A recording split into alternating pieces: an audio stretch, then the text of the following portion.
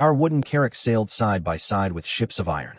Strike Group 1470, Sails Among Steel. Recorded in the year of our Lord 1470 by Captain Esteban de Herrera. Never in my life had I believed that a ship like the Santa Estrella, a venerable carrack built of oak and hope, would one day sail in formation with an entire fleet of gray giants. Yet on that day it happened. Captain Reeves explained to me the evening before that a small but swift Ottoman squadron was hiding in a sheltered bay along the Anatolian coast.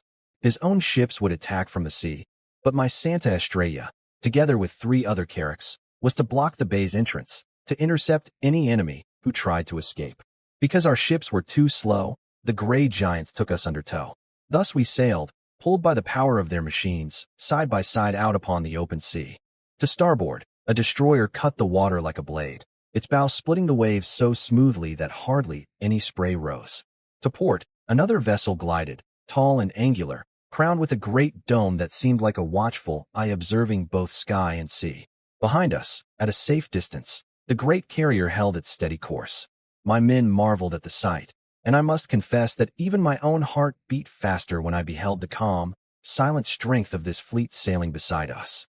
When we reached the bay, the gray ships released their tow lines and withdrew, preparing their strike.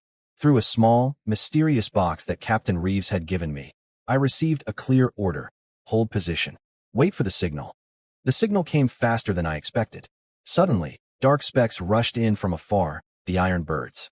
They plunged into the bay, and in moments it crashed and thundered as though the heavens themselves were splitting apart. Yet 3 Ottoman ships burst from the inferno, their sails straining, their oars beating the water. They were desperate to escape, straight toward us. Hold position, I shouted. Our cannons were loaded, our crossbowmen ready. As the first enemy came into range, our broadside thundered. Wood splintered, men screamed, and at that instant the destroyer surged forward beside us. With a single blast from one of its weapons, a searing flash, a crack that shook my chest, the second enemy ship exploded into flames. The third tried to turn, but another thunderous strike from one of the smaller gray escorts tore it apart.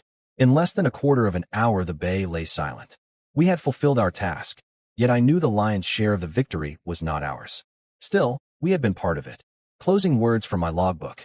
Today the Santa Estrella sailed in the shadow of a power that reads the sea like an open book. We, who struggle with wood and sail against the wind, were allowed to sail beside those who command storm and thunder at their will. One day, perhaps, someone will say that we fought together, and he will not be lying.